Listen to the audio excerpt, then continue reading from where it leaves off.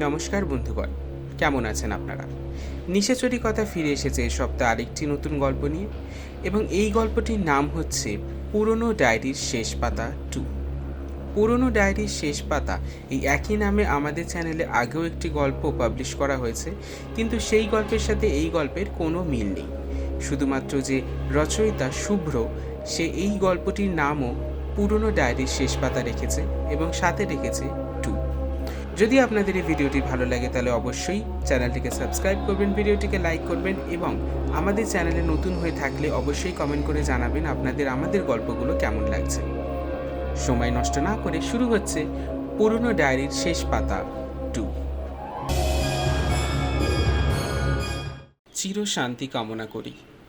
এই শেষ কথাটা লেখার পর ডায়েরির কালি যেন নিজে থেকেই শুকিয়ে গেল। আমি অবাক হয়ে তাকিয়ে রইলাম।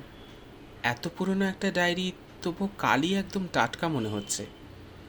হাত দিয়ে ছুঁয়ে দেখলাম কালিটা এখনও একটু ভেজা। ঘড়িতে তখন রাত 3:07।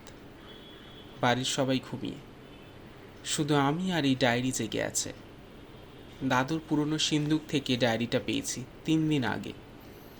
প্রথম দুটো পাতা পড়ে কিছু বুঝিনি, এলোমেলো লেখা, তারিখ নেই, নাম নেই, কিন্তু শেষ পাতায় এসে সব যেন বদলে গেল। চিরশান্তি কামনা করি। লেখাটার নিচে একটা ছোট্ট দাগ ছিল। মনে হলো কেউ কলমটা শেষবারের মতো চেপে ধরেছিল। আমি ডায়েরিটা উল্টে আবার প্রথম থেকে পড়তে লাগলাম। কিন্তু অদ্ভুত ব্যাপার, প্রথম পাতার লেখাগুলো এখন বদলে গেছে। আগে যেখানে আজ খুব গরম লেখা ছিল, সেখানে এখন লেখা আজ খুব অন্ধকার। আমার বুকের ভেতরটা ছ্যাত করে উঠল, হাত পা ঠান্ডা হয়ে আসছে।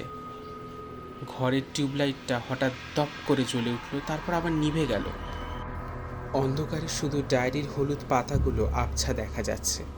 আমি টর্চ জ্বালালাম। আলোটা ডায়েরির ওপর ফেলতেই দেখলাম শেষ পাতায় নতুন করে কিছু লেখাও ফুটে উঠছে। কালি যেন পাতার ভেতর থেকে ফুটে বেরিয়ে আসছে। অক্ষরগুলো কাঁপছে, টলছে। প্রথমে লেখা উঠল আমি, তারপর আমি রাধা, তারপর আমি ফিরে এসেছি। আমার হাত থেকে টর্চটা পড়ে গেল। হাত এত জোরে কাঁপছে যে টর্চটা গড়িয়ে খাটের তলায় চলে গেল। ঘর আবার অন্ধকার, কিন্তু ডায়েরিটা এখন নিজে থেকেই হালকা আলো দিচ্ছে। সেই আলোয় দেখলাম ডায়েরির পাতা নিজে নিজে উল্টে যাচ্ছে, পেছনের দিক থেকে সামনের দিকে। একটা হাওয়া এলো কোথা থেকে। জানলা বন্ধ, দরজা বন্ধ, তবুও হাওয়া।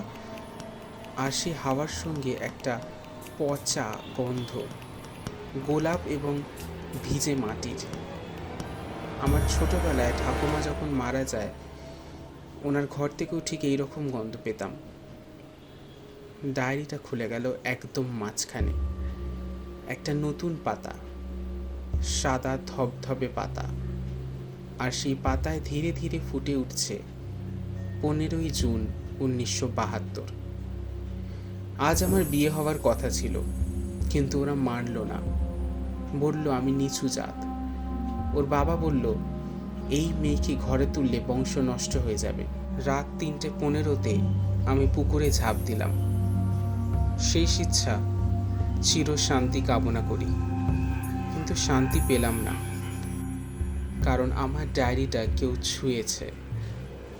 আজ রাত 3:15-তে আমি আসবো। আমি ঘড়ির দিকে তাকালাম, 3:12 বাজে, মাত্র 3 মিনিট বাকি। হঠাৎ আয়নার দিকে চোখ গেল। অন্ধকার ঘরে আয়নাটা কেমন যেন ধোঁয়া ধোঁয়া হয়ে গেছে, আর সেই ধোঁয়ার মধ্যে দেখলাম আমার পেছনে কেউ দাঁড়িয়ে আছে। সাদা শাড়ি, ভেজা চুল, মুখটা ঠিক দেখা যাচ্ছে না কারণ চুল দিয়ে ঢাকা। আমি চিৎকার করতে লাগলাম, কিন্তু গলা দিয়ে আওয়াজ বেরোলো না, শুধু ফ্যাস ফ্যাসের শব্দ হলো। ডায়েরিটা হঠাৎ বন্ধ হয়ে গেল, আর বন্ধ হওয়ার সঙ্গে ঘরের টিউবলাইটটা জ্বলে উঠল। চোখ ধাঁধিয়ে গেল আলোয়। চোখ কচলে যখন আবার তাকালাম, আয়নায় কেউ নেই। ঘর ফাঁকা, শুধু ডায়েরিটা টেবিলের ওপর পড়ে আছে বন্ধ অবস্থায়। আমি সাহস করে ডায়েরিটা আবার খুললাম। শেষ পাতায় এখন নতুন একটা লাইন লেখা আছে, 3:15 পেরিয়ে গেল, তুই বেঁচে গেলি, কিন্তু পরের অমাবস্যায় আবার আসবে। ততদিন ডায়েরিটা আগলে রাখিস, কারণ ওটা ছাড়া আমি যেতে পারবো না। আমি ডায়েরিটা ছুঁড়ে ফেলে দিতে চাইলাম, কিন্তু পারলাম না। হাত যেন আটকে গেছে। ডায়েরিটা গরম হয়ে আছে, পোড়া গন্ধ বেরোচ্ছে। বাইরে কাক ডাকছে। ভোর হতে আর বেশি দেরি নেই। আমি ডায়েরিটা বালিশের নিচে লুকিয়ে রাখলাম। ঘুম আসবে না জানি, শুধু ক্যালেন্ডারের দিকে তাকিয়ে রইলাম। আজ 14ই জুন, কাল অমাবস্যা।